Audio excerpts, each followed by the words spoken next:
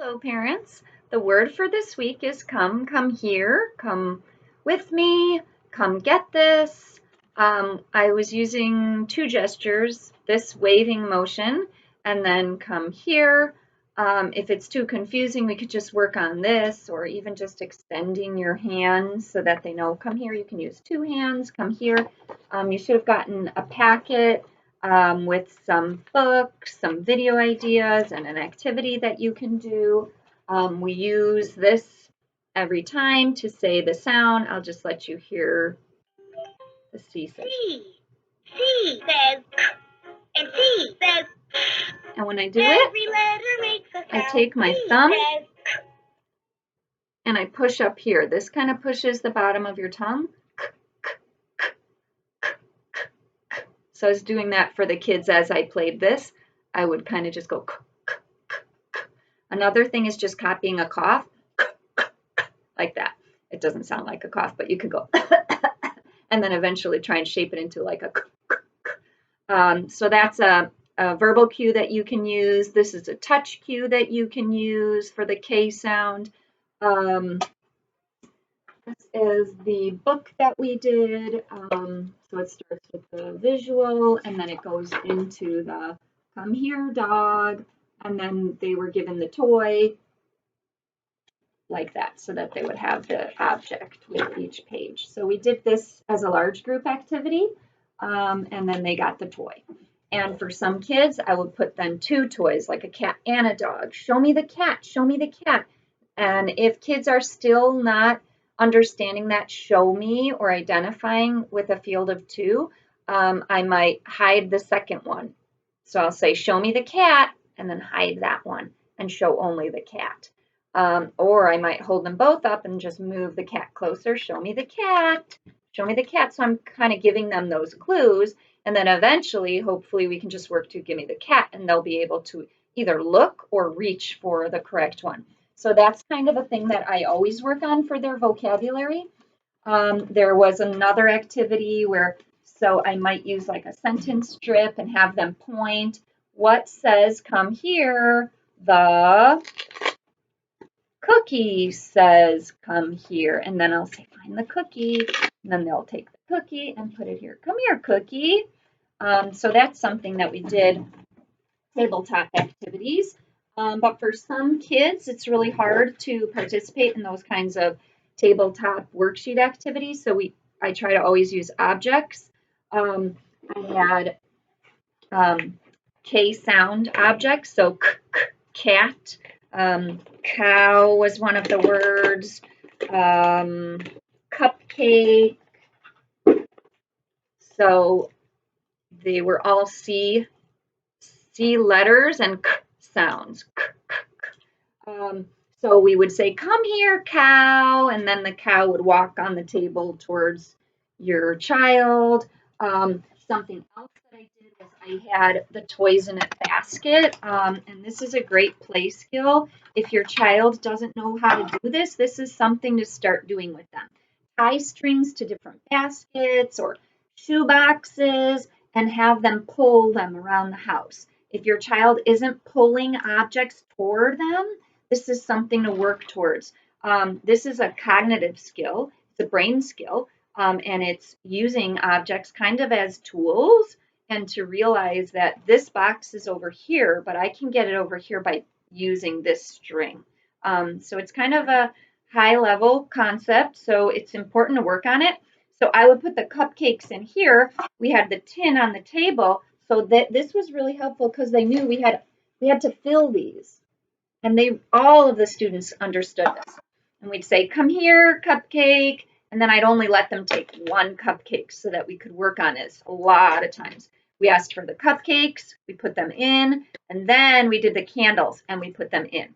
So pulling is a play cognitive skill that we worked on. Another play cognitive skill that we work on is imitation. I talked about this a little bit last time. Imitation is huge. Try to get your kids to imitate. So hold the object really close to their face, and we were working on blowing the candles out. And when we got the cupcake, we pretended to eat it. And if you don't have their attention, try to get it. What way will they really look at you? Some kids really needed me to get really close to them, and you might even try like biting their arm, just pretending, So then once you get their attention, then show them the cupcake. So anything to get their attention and to get them interested. The next step for imitation and play would be then to pretend play. So now the object is going to eat, not me and you, right? So this is a very high level play skill. So if your kid is pretending right now, that's wonderful. Some of the kids were already starting to take a toy and go. So that was a really nice play skill. We sang happy birthday once we got all of the cupcakes in and we blew out the candles. So I was looking for kids to maybe sway back and forth while I was singing, try to sing along. And then afterwards we clapped. And that's a huge imitation skill. So if your child wasn't clapping, I took their hands and I clapped it for them using the elbows here. I didn't do so much on top of the hands unless they weren't clapping this way. Some kids really liked that feedback of me clapping on top of their hands. I sometimes would put my hands in the middle and then go like this, and then they'd want to clap them together. Then I'd try to see if they would do it. And then eventually I wanted them to be able to do it if I just kind of did this. So really work on that clapping. That's another play skill, another imitation skill that's really important. If your kids aren't imitating actions like coughing, laughing, that's the first step. Then it's going to be actions with their body like jumping and clapping. Then those are skills needed before you copy language, before you copy sounds. So imitation is very, very important. We also looked in the mirror and we practiced doing things with our mouth and our tongue. For some of the students, we took washcloths and we did our massaging around the cheeks and the nose, the lips, got them closed together. And then we even did something where I had a lollipop and I kind of tapped their tongue. So getting them to feel that on their tongue and the lollipop. And then I went or stick the tongue out, things like that, to get them to realize that they can move that tongue. Just kind of wake up and give some sensation to that part of their mouth, the tongue. And I think that's everything. Oh, I wanted to show you really quick for the kids with devices, how to find the word on the talker. So it's going to be in actions. It might be on your first page. So here it happens to be on the first page there. Okay. But if it's not, you can press actions and look through the actions. If it's not on the first page, you can press the blue arrow and look on the second page. If you don't find it, you can go. There's always a button here that says Actions A to Z, and that's usually on the second page. You press that button, and it will take you to the alphabet.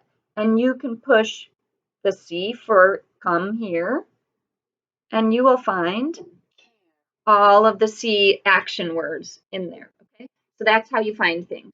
I hope you guys have fun. I'm trying to think if I forgot. There was one other thing that you can do for come here, obviously. I had the kids sitting, and then I walked a few steps away, and then I said, come here, come here, come here. And then they got to pick something really fun. Do they like tickles? Do they like spinning? We did jumping up and down. So they got to pick with a picture that I had, usually one or two, and then they would get that. So that's something fun you can do at home to teach them come here. Some of the kids really responded right away to come here, so I can tell that they understand that. If your child isn't doing that, that's okay. Just keep playing and having fun with them. Come here, I'm going to get you. But the point is you stay where you're at and have them come. So if your child isn't doing that, have someone behind them so that it's not you going up to them and pulling them, because then they're not really understanding that they're the one that's moving. Then they'll wait for you to come and get them every time. So if you have maybe a sibling or your some family member behind them to kind of scoot them towards you, and then you can give them a big hug or whatever, That way they're moving towards you. That's another way to work on come. Oh, I wanted to say I'm going to be sending a Google slide. So you'll have the song and the video that we did in our large group. And then there was a game where you knock on a door. So that's another imitation skill, either knocking with your fist, or I even took it, they just kind of tapped it with their hands. Any kind of imitation of banging or knocking. Work on that with your student. And then the door opened and it said, come in. So that's something that you can work on at home. We're going to grandma's house. Knock, knock, knock. Have grandma maybe even have the picture card, which you got home in your mailboxes, and have grandma say, come in, come in. So that's a great way to work on come here. Trying to think if I have anything else that I wanted to share with you. I think that was everything. Come here, come with me, take their hand, then go somewhere. So have fun, and I hope this was helpful. Thanks so much.